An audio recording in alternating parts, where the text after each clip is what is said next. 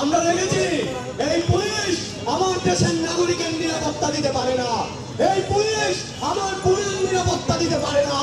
কিন্তু আমরা দেখলাম এই পুলিশ বাংলাদেশের প্রতিটি আন্দোলনে তার যে হামলা মামলা, তার যে নিপীড়ন, সেটা নিখুঁত ভাবে করে।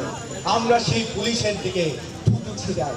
আমরা বলতে চাই যে পুলিশের গেঞ্জি ছেঁড়া নিয়ে আপনারা কান্নাকাটি করেন, তার চেয়ে অনেক দামি জিনিস ছিল ওই মেট্রো রেলের পিলার, যেটা ধরে শেখ হাসিনা কান্নাকাটি করলো। ওই কান্নার সাথে আপনাদের কান্নার কোনো পার্থক্য নাই। আপনাদের আপনারা দালাল দালাল দালাল। আমরা বলতে চাই এই ধর্ষণ বিরোধী আন্দোলনে যারা এই সরকারের দিকে আঙুল তুলবে না, এই স্বরাষ্ট্র উপদেষ্টার দিকে আঙুল তুলবে না, সেই প্রত্যেকটা আঙুল এক একটা দালালের আঙুল, একটা দালালের নিঃশ্বাস। এই দালালদের মুখে আমরা অবিশ্বাস করি। বন্ধুগণ, আমাদের সমাবেশ চলছে। আমরা বলতে চাই যে এই হামলা, যে মামলা আমাদের উপর হয়েছে, আমাদের বোনদের উপর যে আক্রমণ হয়েছে, যে আসিয়ার উপরে যে ধর্ষণ, ওই ধর্ষণের সাথে এই রাষ্ট্রের গোটা যে চরিত্র, আন্দোলনকারীদের উপর হামলার যে মনোবৃত্তি, এর মধ্যে বিশেষ কোনো পার্থক্য নাই। আমাদের যে বোনের উপর যার চুল ধরে টেনে ওই পুলিশটাকে নামাতে চায়, তাকে দমন করতে চায়, আমাদের সেই বোন হিম্মতের সাথে তার লড়াইটা চালিয়ে যায়। এই লড়াইকে আমরা সেলিউট করি। আমরা বলতে চাই সারা বাংলাদেশে আসলে দেখেন, সবসময় কিছু মানুষ তো রাস্তায় থাকে যারা প্রতিবাদ করে।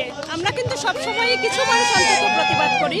কিন্তু এটা ঠিক যে আমাদের দেশের সমস্ত মানুষকে আমরা ঠিক কোনো কিছু ঘটবার আগে, যখন একেবারে আমাদের পিঠটা দেয়ালে ঠেকে গেছে, তার আগে নামাতে পারি বা সচেতন হয়, এই জায়গাগুলো তো কম হয়।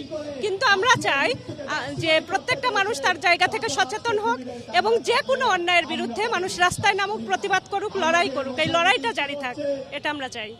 আমরা মাত্রই আসিয়ার CMH হসপিটাল থেকে আসছি এবং DMC-তে যখন ভর্তি হয়েছিল তখন আমরা এটা দেখেছি যে আসিয়ার যেই ঘটনাটা এর আগেই এবং অনেক পরেও হচ্ছে, মানে ধর্ষণ ক্রমাগত বেড়ে চলছে এবং এই সরকার দায়সারার কথা বলছে এবং স্বরাষ্ট্র উপদেষ্টা যেই ধরনের কঠোর পদক্ষেপ নেওয়া উচিত ছিল সেটা না নিয়ে মূলত ধর্ষণ ও নিপীড়ন বিরোধী যে আন্দোলন হয় সেটা দমনের জন্য তারা সর্বোচ্চ চেষ্টা করে।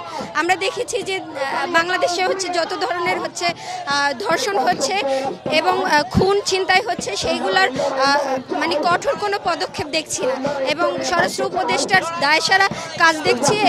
এর জন্য আমরা মিছিল করছি যে স্বরাষ্ট্র উপদেষ্টার আমরা পদত্যাগ চাই।